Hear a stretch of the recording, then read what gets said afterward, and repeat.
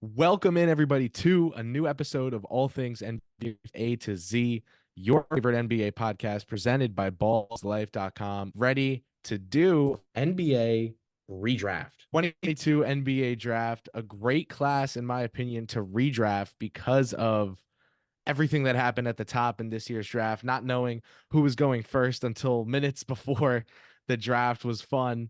And to me, overall, like this class is definitely one that like it has little trickles that run deep. You know, there are certain guys that went in that second round who should go in the lottery in a redraft, and that's the fun. But we star power at the top too. Zach, you ready? I'm ready. I haven't talked behind a microphone in a little bit. It's been too long, but no, I'm happy to be here. I love redrafts. This was a draft that was near and dear to my heart because I felt like I knew this one pretty good. And overall, looking back on it, it's only been 2 years, but I'm feeling pretty good about my assessment of it too. Ochai Agbaji, future max player, panning out well for you. Good take there. Yeah, that one was a little hot. No, I was never there. I did he's one guy I'm looking a little wrong on. I will be honest there. I was a little higher than where he's sitting on my redraft board here. Okay, understood. Give me, sir, a side of a coin. Oh, heads. I'm a heads guy. Flip a coin. It's Oh, I see his tails. board. I It's see his tails. board. With that said, with the number one pick, draft 2022 NBA draft, the first overall pick, just 2 years later, is Chet Holmgren, Gonzaga. I'm going Chet, baby. God damn. And here's why. Chet Love it. Holmgren, Bringing the, the heat with the first pick. the other two options for me, his teammate, Jalen Williams, and Paolo Banchero. All right. So you've got Paolo and you've got J Dub and Chet.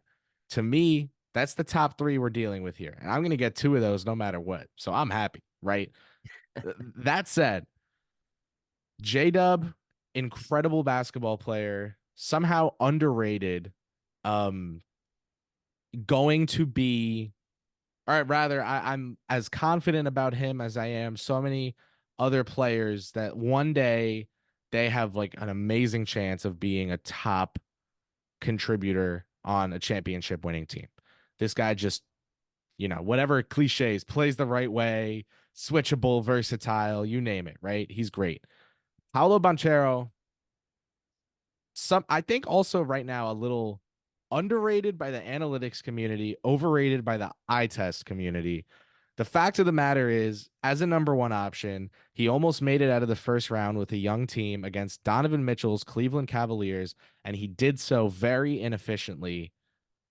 Those are the facts. Now, you can interpret those as he has more usage than he deserves, and they need better offensive players, and yada, yada. You can interpret that as, look, he's so young and he's showing all this potential already. For me, I was high on Paolo in his draft. I thought the Magic should take him number one overall because they needed a go-to guy.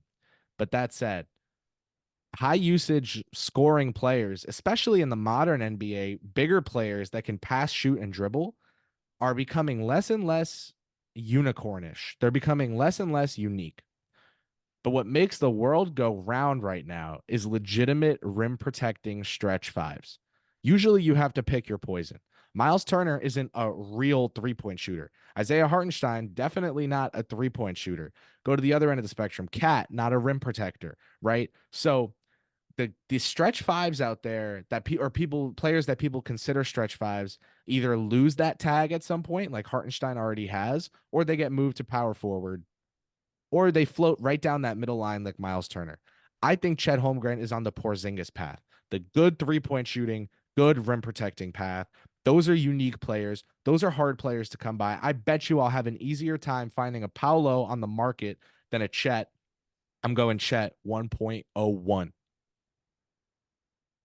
I love it. And honestly, everything you said, it's hard to disagree with, but it sounds like to me you went with more fit because you think their ceilings are semi close between Chet and Paolo. Is that correct? I want to say Chet. I You think think he has a Paolo's. higher ceiling I too? think Paolo's higher floor. I think Okay. Chet is higher ceiling. Because imagine if he can do something with the ball in his hands, then you're fucked. Like I'm okay defenses are with that. just fucked. I'm okay with that thought process. I like that take. I mean, he's a Minnesota guy. It's great. I like it, but I just disagree with it. I think Paulo was my clear number one here. I had him one before the draft too. It was honestly before the draft. It was a tough between Chet and Jabari for me. I ended up Chet at number two, but in this redraft, it was clear Paulo for me at one. I just think I agree the floor is for sure higher. I mean, he's the better player now by a little bit, not a lot, but. I would say Paulo is a top 25 player right now. Chet's top 40 probably. Um, would you agree on that? Like just from a overview, 30,000 feet, just like, or would you say Paulo's like more top 30?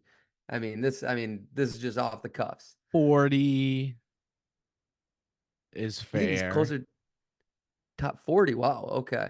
Yeah, I'm I like like Derek White's better 100% than Derek certain. Derek White's better than Paolo right now. Oh my God. Damn it, Um dude. You are insane. Why? Why is Derek White better than Paolo? This okay. First player we're already getting. This would be the because toughest conversation. So so for me it's like why is Derek White? I can find someone to fill Paolo's role. Paolo right now, right? Paolo right now. You can't. I can find Julius Randle can play his role. Oh, Um not to the level of Zion intelligence. can. Paulo's a Um way better defender than Julius. He's definitely more consistent than Zion. I mean, Zion. Okay, consistently healthy. I think that, I Paulo's played think more at games the last second first 2 years than Zion's had. at this it's tough, right. Like look at the NFL, right? You'll never stop arguing. Um, You're gonna get torn to shreds on this one. I love it. you've never seen some guys arguing like a top running back versus a top off ball linebacker who's the better player, right? Like people don't have these conversations. You're adding, you're Me, debating a wide receiver two or three versus the quarterback in Paulo. Like that's what you're doing right now. but Paolo is Will You're arguing Levis. Devontae Smith Paolo, versus Jalen Hurts. no, I'm arguing Devontae Smith versus Will Levis, and I can Will find Will Levis, Levis out he there. is so ass. Devontae's good. I like Will Levis. I think he can be good. He gets I the think job he's done not right going to now be a inefficiently. starting That's quarterback. Paolo. And Oh no! All right, we're so off the rails. Who's your number I two love pick, it. man? I have to guess I it's Paolo. love this.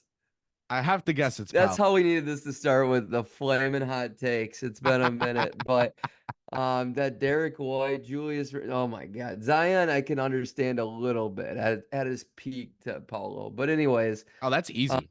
Wait, that's an my easy tier one. one, Go on. like, okay, last question on this: how close was Jalen Williams in the conversation? Because I don't think he's tier Very. two. I Yeah, had him okay, over Paolo. all right, because I don't think he'll ever be more than a number two option at best, but I think he's a number three on a championship team.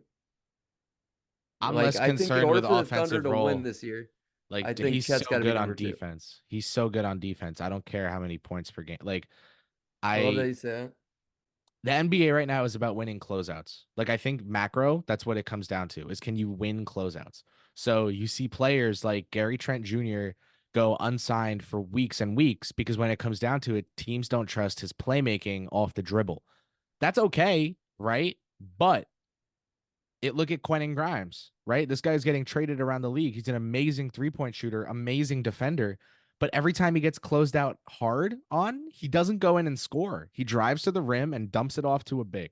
So that's why you see someone like Dante DiVincenzo having more value because he at least tries to finish at the rim or he makes a good pass or he just hits the three in the face of the defender if they sag. Like the NBA right now at large is about winning closeouts. And Jalen Williams does that at such a high level on top of his incredible defense on the other end of the court that for me personally, I'm willing to look at him and say, yeah, I'll draft him over Paolo in a redraft because again, DeMar DeRozan can do a better job at doing Paolo's job right now than Paolo can. That's not an insult to Paolo. He's damn near my age. But if you told me you can get Paolo and, you know, if you told me I could have Paolo and Quentin Grimes or DeMar DeRozan, this is a bad example. If you Oh told my me God, you're getting off the rails here. if you told me I could have Paolo and Brandon Ingram or DeMar DeRozan and Derek White, I win more basketball games with DDR and White. That's a fair take Or right I now win more because I basketball mean, games with DDR and Jalen Williams. wow, you went from Derek White to Jalen Williams. I mean that they're close. They're basically equal players at this given time. I would say Jalen Williams and Derek White are their value is the exact same to me right now. But anyways, Jalen Williams. Um, so obviously I'm taking Paulo number 2. You're taking Jalen Williams 3. So we Yes, got that out sir. of the way. Yes, sir. But I want to say with Jalen Williams, he's an excellent regular season player so far. I give everybody a pass their first playoffs. He was terrible in the playoffs. You They're mentioned so young. That's Dante DiVincenzo. He was better in the playoffs this year than, Dante was good in the playoffs either. Let me yeah, tell you. he was better than Jalen Williams. That's for sure. Um, Jalen Williams, though, was 5th in field goal percentage in the regular season. Like, the guy is very polished in the regular season. It's him proving himself in the playoffs coming up. I think he's just going to keep getting better in the regular season. Like, he's already almost done enough to be a third option, second on a loaded team because Shea is so good right now. Um, but yeah, I mean, do you think Jalen or Chet becomes the number 2 at their absolute ceiling, being we're talking about both of them here? Ceiling? Yes, like Chet. for Oklahoma City ceiling. Yes, I agree to that. Chet. You better say that because you took him number 1 here. Um, my other question would be, where did you have Jalen Williams in the draft? I had Pre-draft. him 10, I want to say, or 11 at So lowest. about like me. I loved All him. right. I loved him and not enough. Okay, so we're on to number 4 here. Yes. Number 4 would be the second player in my tier 2. It was Jalen Williams, and then I'm taking Keegan Murray at 4. And 1 through 4 to me wasn't much of a debate. I didn't have really much thoughts on any of these 4 guys switching spots, but I understand if you had Chet above Paolo, and I understand if you had even Keegan Murray above Jalen Williams, strictly uh, based on role. I just think Keegan Murray is a fit on literally every team. I don't think Jalen Williams is a fit on every team, but Jalen Williams is obviously better right now, and I think his ceiling is a little bit higher. I don't think it's a lot higher. I think it's a little bit higher. I had Keegan 4 on my Okay. board here. I think that's a very good pick. Um, I think that's it. I think it's simple. I think he's a known commodity. I think he's shown what he is, which is a good player, and the upside is still there to be more. What else could you want? Number 4 in this draft. That's great. And the Kings, they took a lot of heat at the time for going Keegan over Ivy. I think it was maybe one of the better moves they've made in a while, man. Yeah, you're right. They did take a lot of heat. That's a good note. Um, Working out so far. I do think Ivy's got a chance to be better. Not much of a chance, but there's a chance. Was there any debate for you at 4 here, or was it just easy Keegan, no Keegan, doubt? Okay. Keegan, Because I think this is where number 5 is where the draft actually gets interesting here. correct. Okay. And I have Chet and Jalen. We're just redrafting, so we're not like building lineups. But funnily enough, this would be a damn good 3-4-5.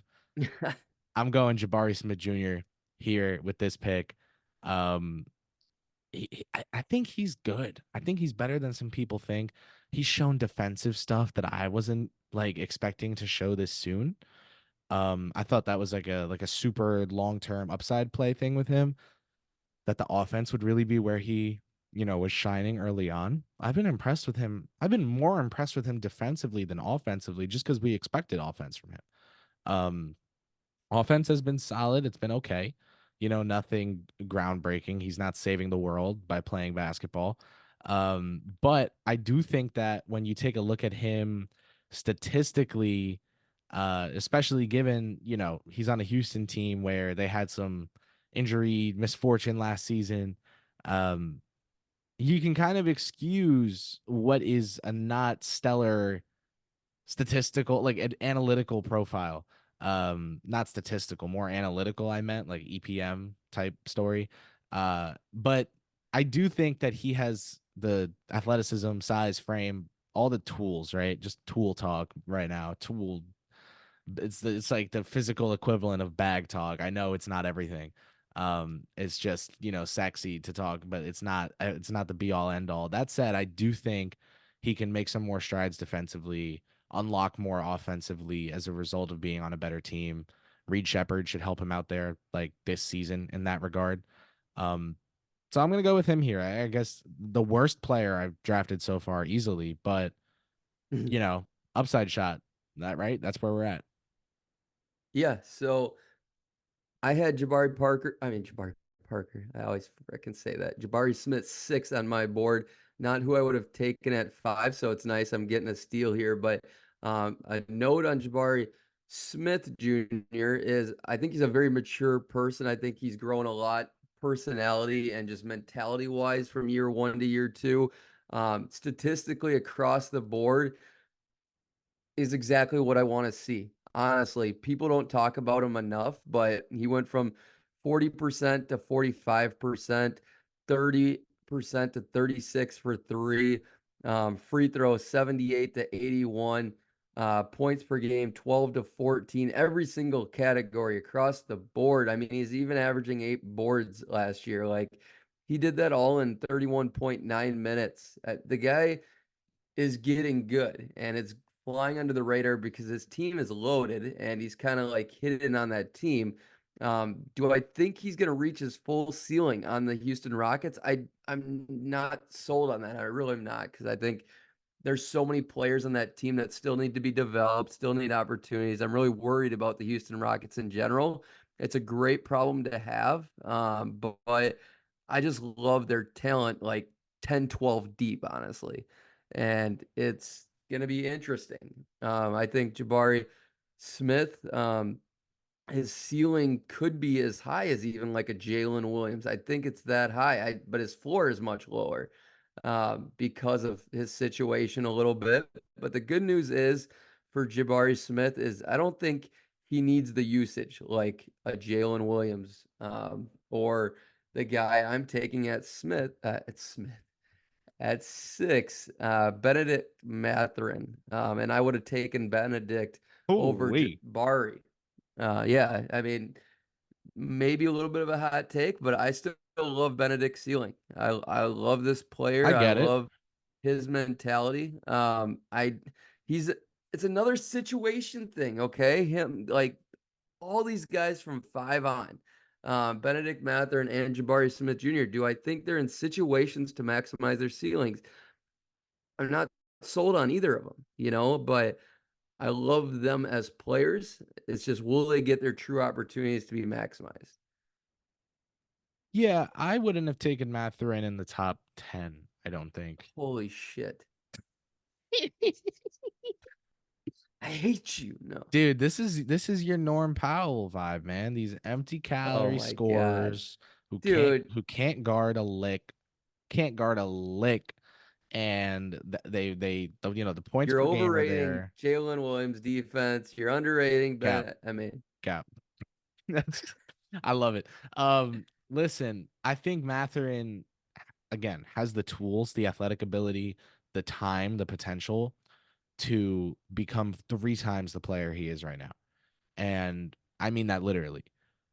That said, with what we've seen in these last 2 years, if we're going to factor it into a redraft, now, obviously my pre draft take on some of these guys is baked in here. You can't avoid bias.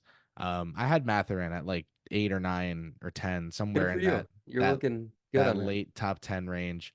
But I had him over Jalen Williams. I regret it deeply. So I, Same. I had I Benedict had over him AJ. and I I had regret that. AJ Griffin over Benedict Mathurin. I don't regret it.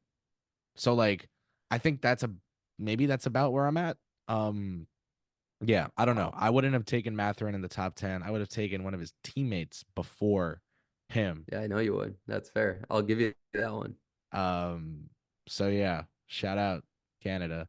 Um, so Matherin with the sixth pick for Mr. Zach, that leaves me in a situation where I can get the guy who I had six on my board because the top five players are gone. Yeah. So I've got three of my top five guys. And now I get to take my sixth guy with the seventh pick, Shaden Sharp. Woo! Welcome to my side. This was tough. There was another player who was pretty close to being taken by me just now, but it's a redraft. If you're at the top of the draft, you're shooting for upside. You probably need offensive talent. And for me personally, Shaden Sharp has a whole ton of upside. I think he is better right now than people think. Again, I'm not some expert on what people think about Shaden Sharp, but um he has not had very encouraging defensive seasons at all. Yeah, you Um, want to talk about ass defenders? Talk about he's Shaden terrible, Sharp. terrible, right? But the thing is that his birthday is May 30th. He just turned 21. So, there are some prospects that got drafted in this year's draft that are 23 years old, dude. Right. And Shaden Sharp has just turned 21 a couple months ago. Um, Again, another upside pick for me. I'm still high on what this guy can become. It's still basically the top of this draft. I'm not yet in a situation where um I'm weighing upside over everything where it's like a dart throw. I do want to take into account how good these guys are right now. That's why I grabbed players that are really good No one today matters. early on in the draft. But in this mid late lottery area, I'm going to go a combination of good right now, but also the upside I perceive them to have before the draft. So give me Shaden at number 7.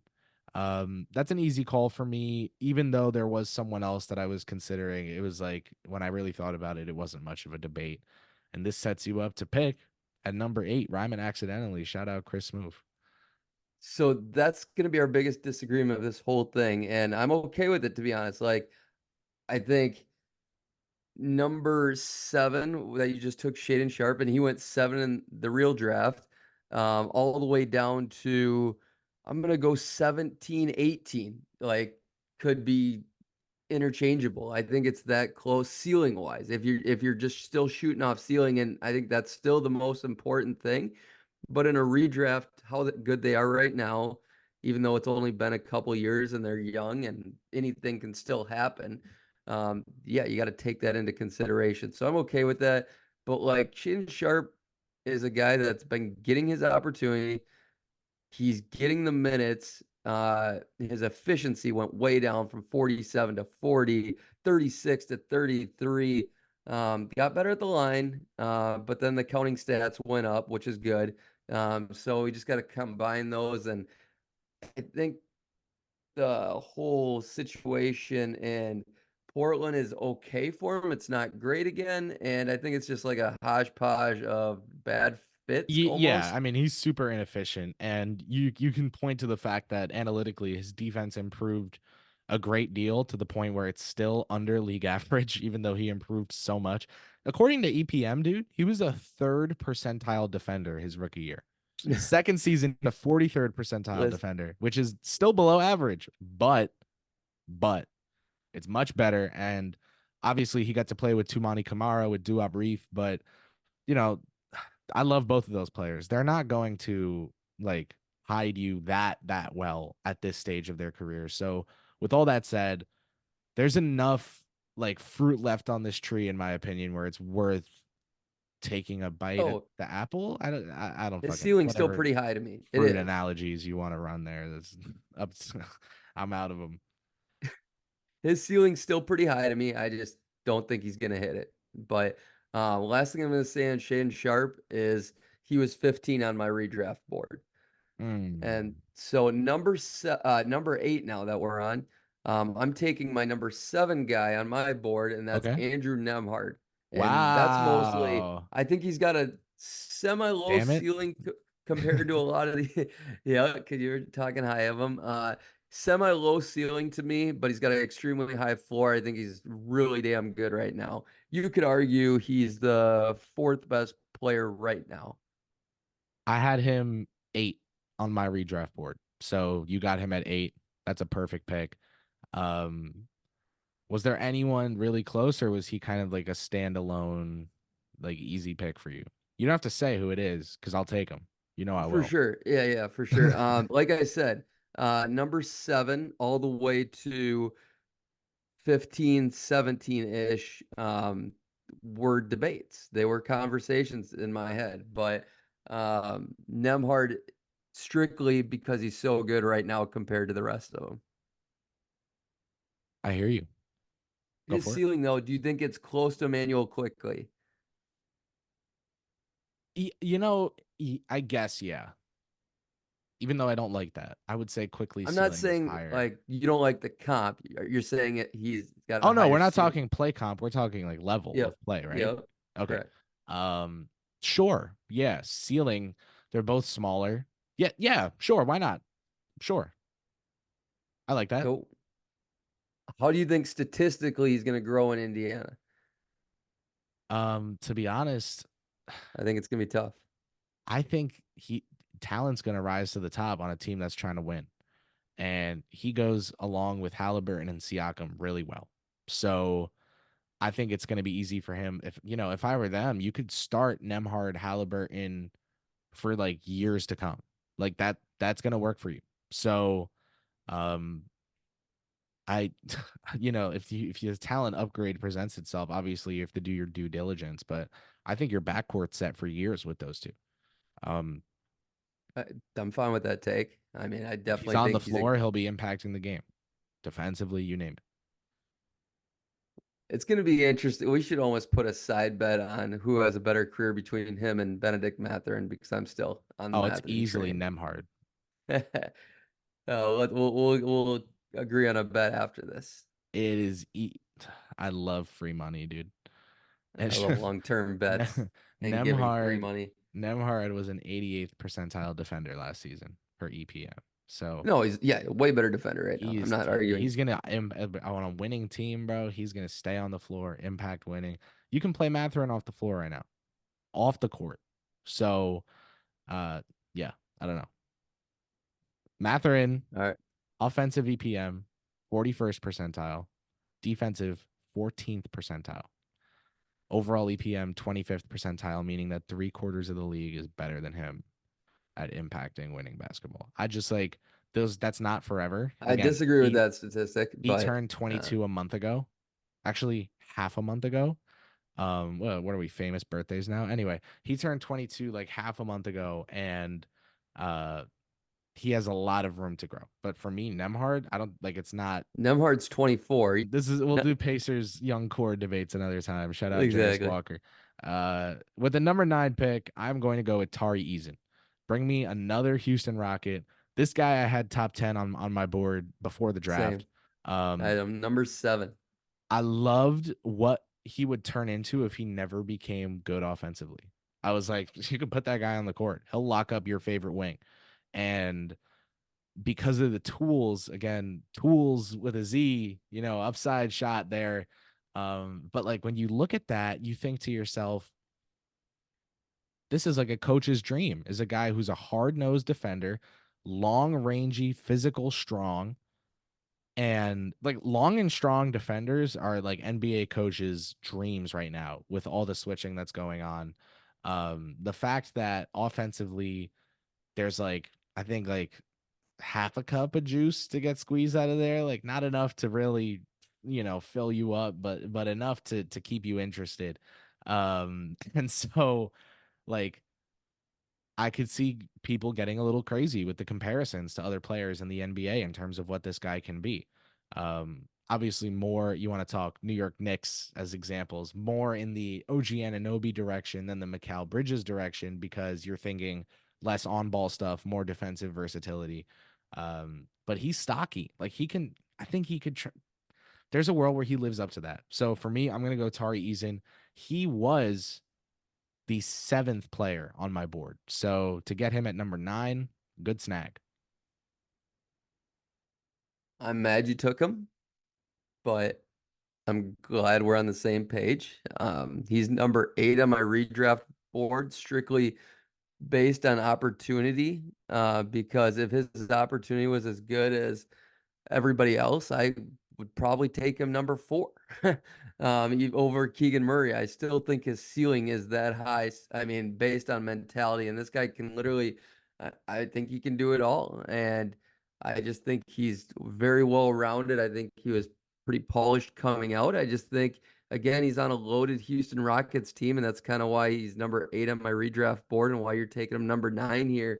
Um, it's going to be tough for him to reach his ceiling, but I think obviously talent and the dog mentality will rise to the top. And it's crazy to look at this Houston Rockets rotation and you think about Amin Thompson, Reed Shepard, Cam Whitmore, Tari Eason, and then Steven Adams probably going to be their 5 off the bench. And if everybody reached their ceiling, they could almost be better than their starters. Like, it's that crazy to me. Um, and to have 2 full NBA starting 5s, I just hope they don't screw this up, which will be really hard to not screw it up, because most coaches don't go that deep, and even Udoka, I don't think is a guy that will go that deep either. So it's going to be super interesting. That's like my most intriguing team in the league, if you couldn't tell this year.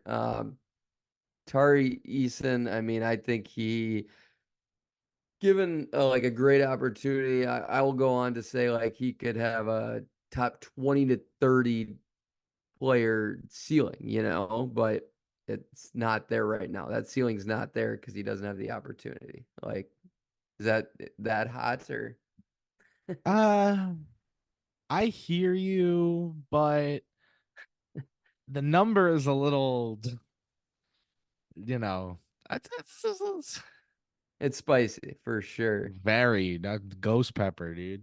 I That's mean, I don't think I'm there. I don't think I'm yeah, there. he's had some big individual games when he's gotten the minutes, just full stat stuffing.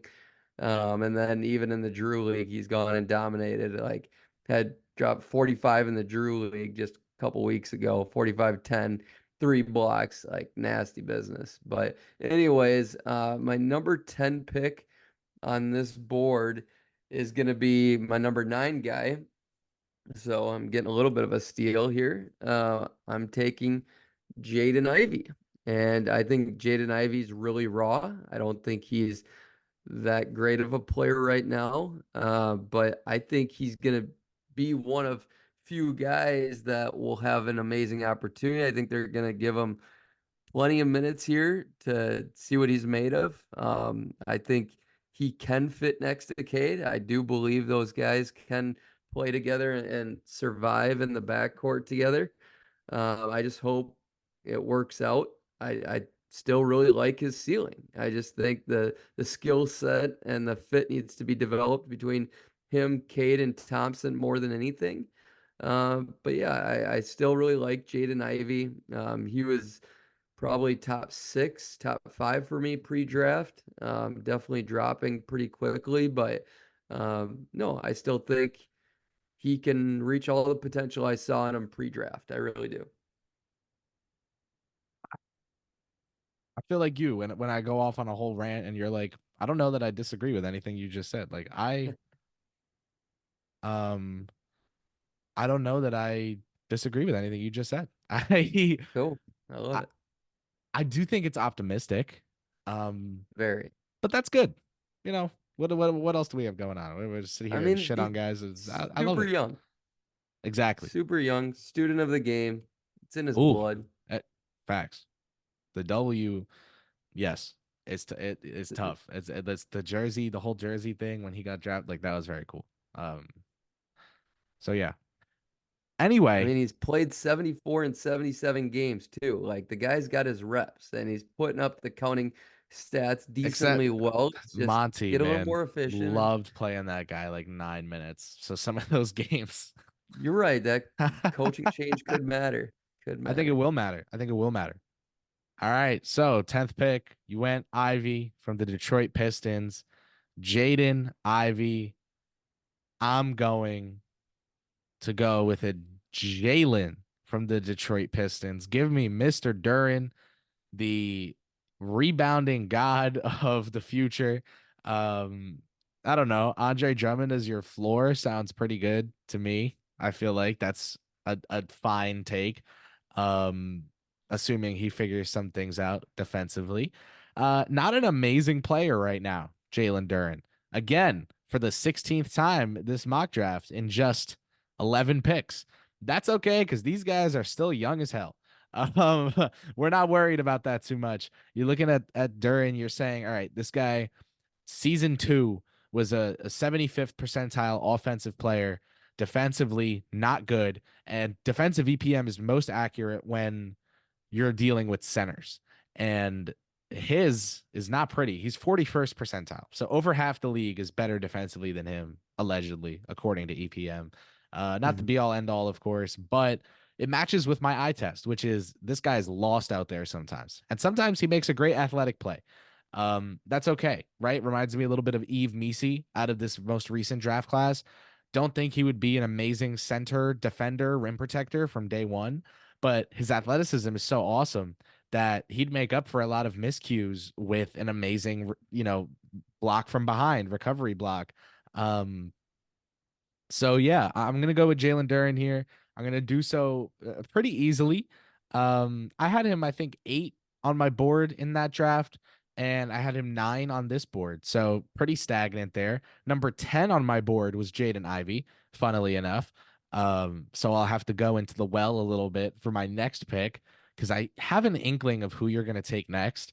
And it would actually be, I think, the same guy I would take, which would surprise you. I'm gonna stop teasing and just let you do it. Through 11 picks, Chet, Paolo, J Dub, Keegan, Jabari, Benny Eggs, um, Shaden, Andrew Nemhard, Eason, Ivy, and Duren are off the board. 3 picks to go in our redraft of the lottery of 2022's NBA draft. Zach Noble, you're on the clock. I love it. So Jalen Duren, I just want to say I had him exactly 10 in this redraft. I agree on everything you said. It's a little disappointing to me overall that he declined from a field goal percentage. That's massive at the center position to me. I mean, it wasn't terrible, 64 to 65% to 61, but he improved greatly at the free throw line, which is awesome, 61 to 79%, 9 points to 14. Rebounds, I mean, went to 8 to 12 or whatever. And you saying Andre Drummond's basically his floor, I couldn't agree more on that. I do think defensively is the big difference there. But I think he's well on track. And the crazy thing is, um, you can take it for what it's worth and says a lot about this draft, but he was drafted 13th overall. So he's outplaying his draft position in our eyes. So that's saying something. But yeah, I mean, I'd like to see his blocks go up too. I think assists could go up a little better, but I don't think he's ever going to be a great passer. I'm just worried about everything else.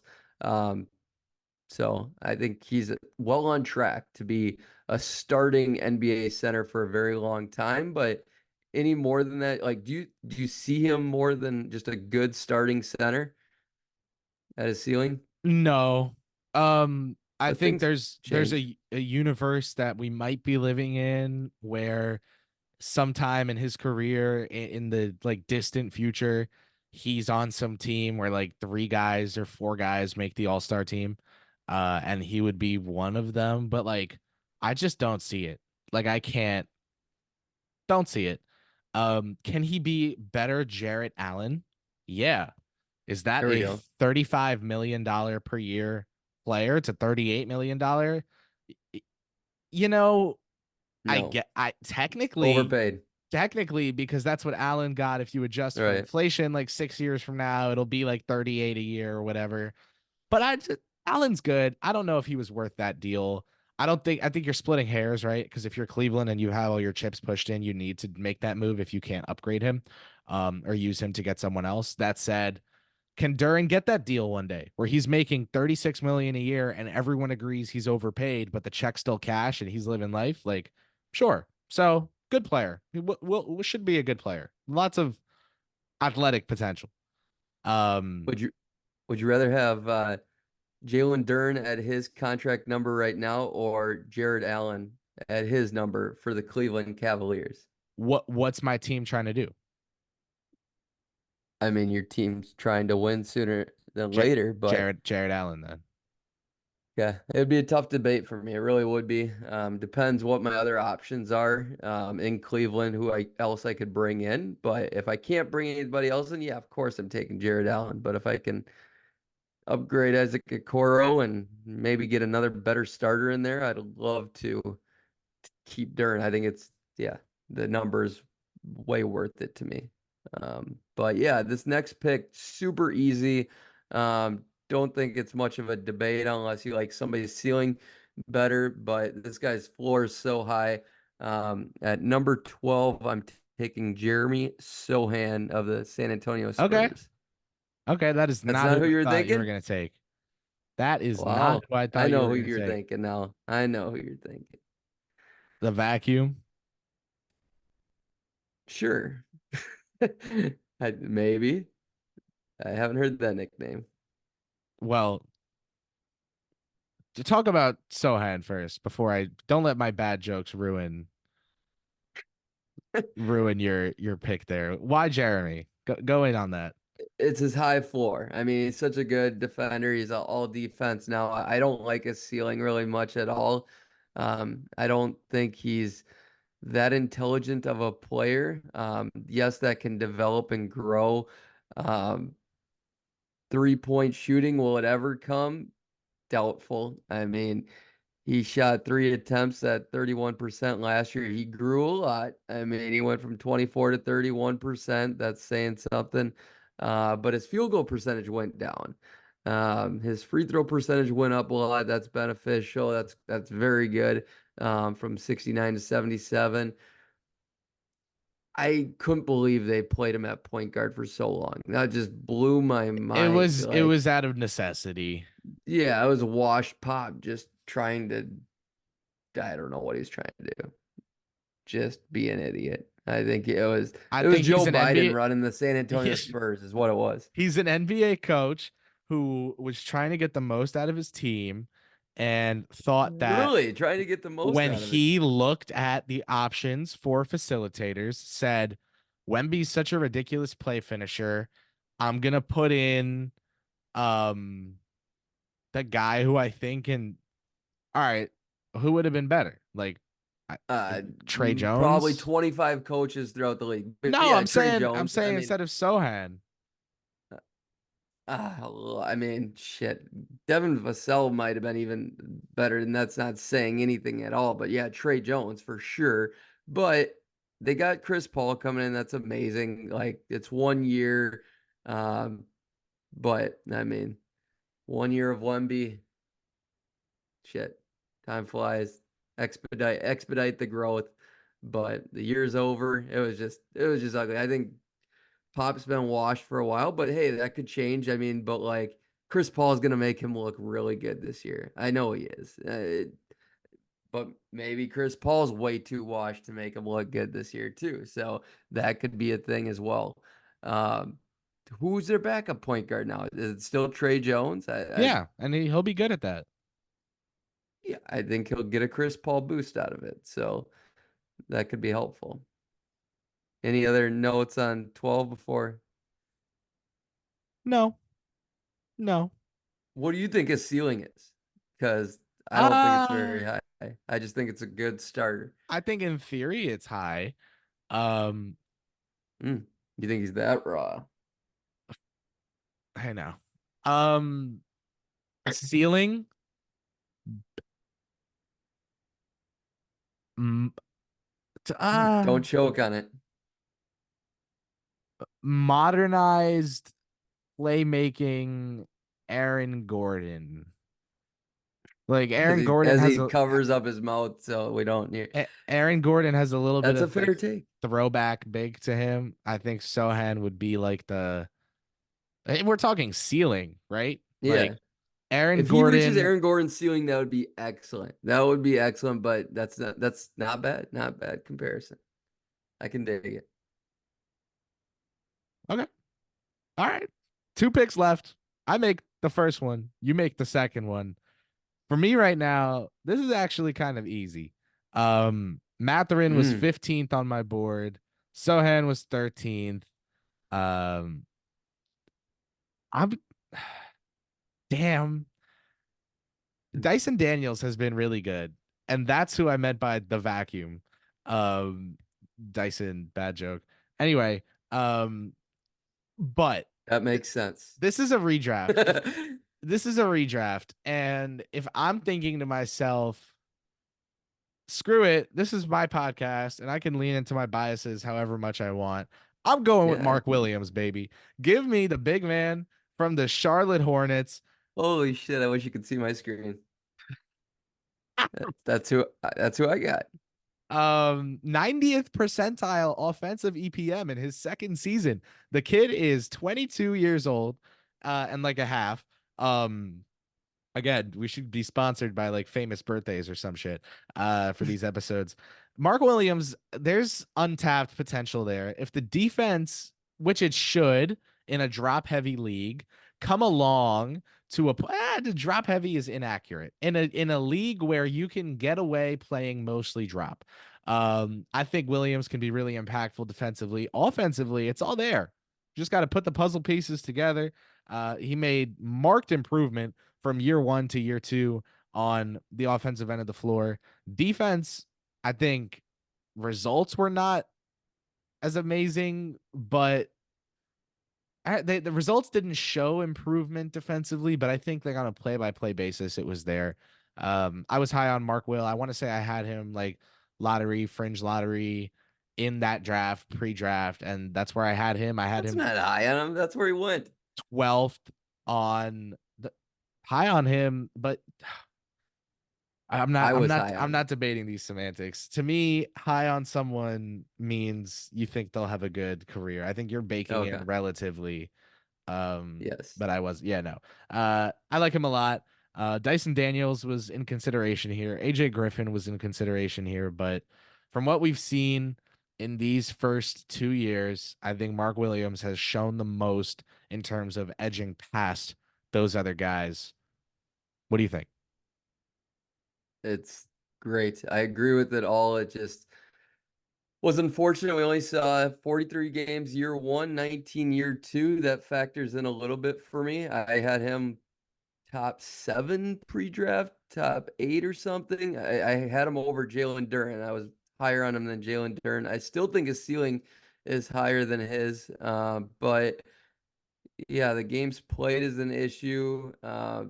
He should be able to have all the opportunities to succeed in Charlotte. I don't think he has much competition there.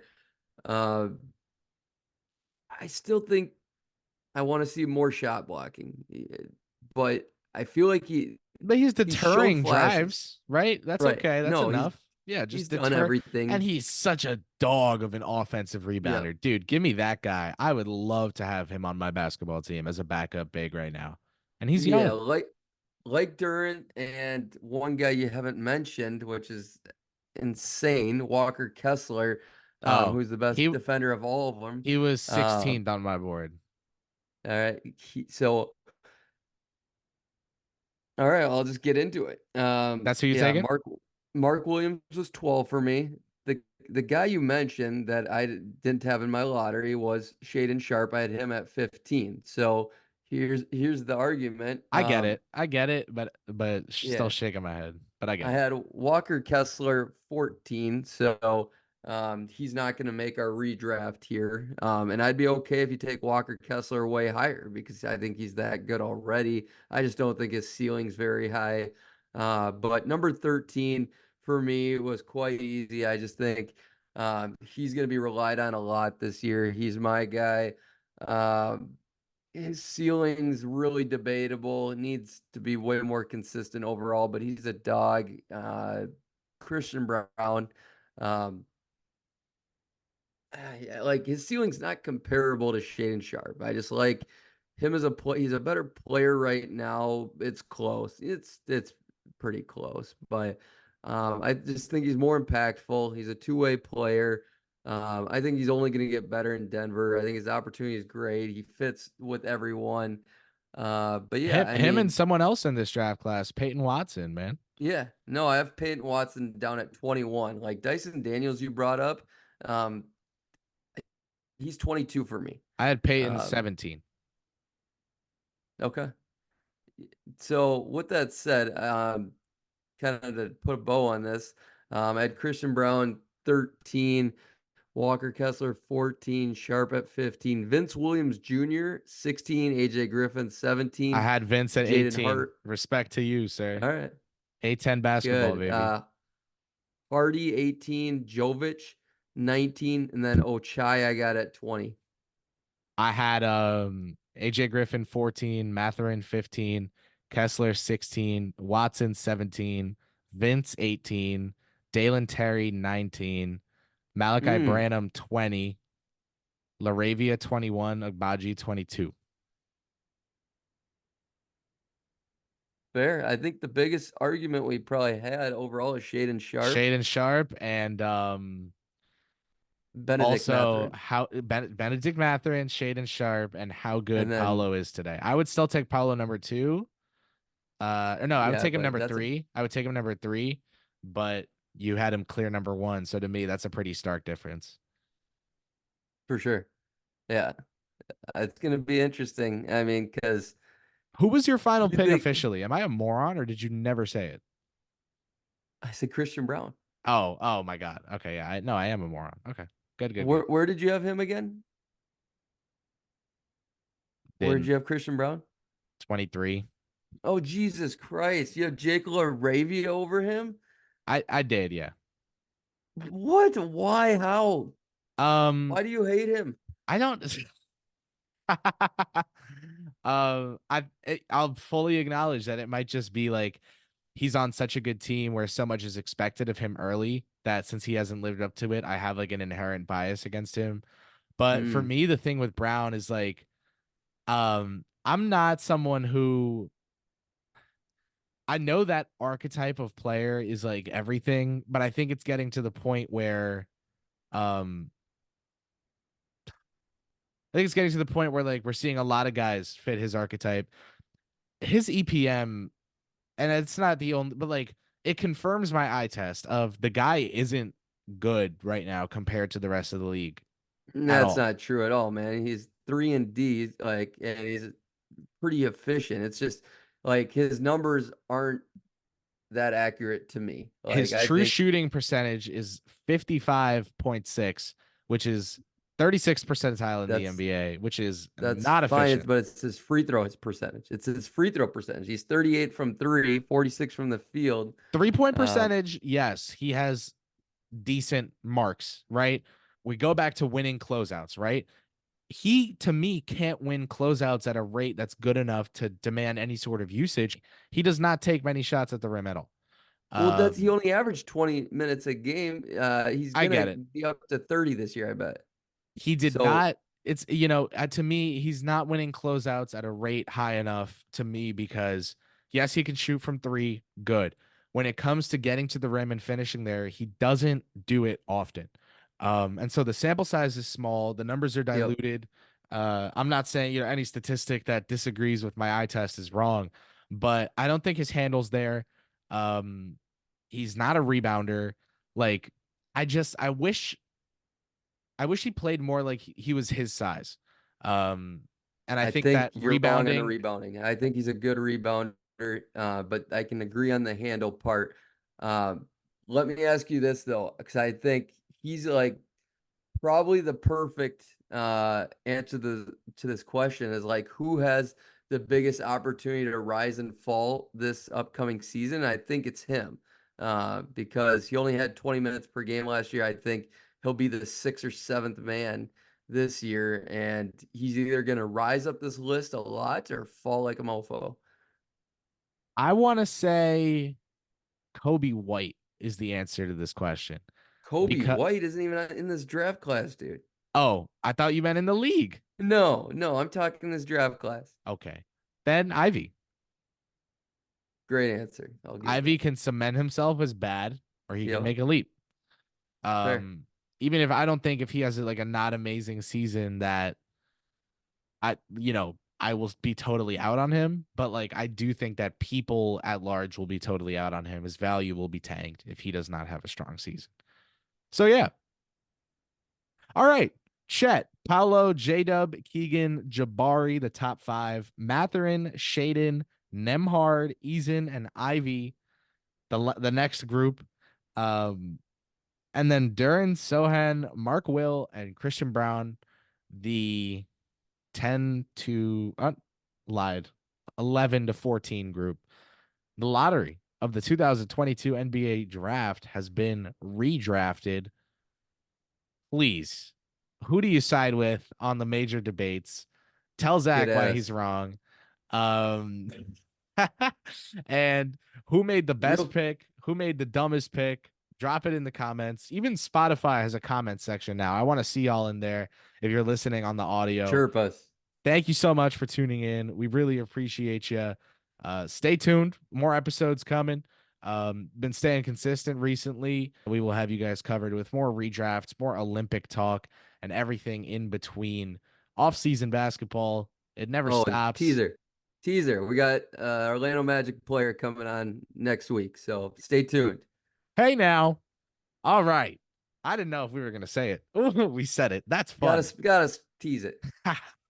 All right. Thank you guys so much for tuning in. We'll see you next time on All Things NBA from A to Z. For Zach Noble, I'm Chris Persian and presented by Ball is Life. See ya.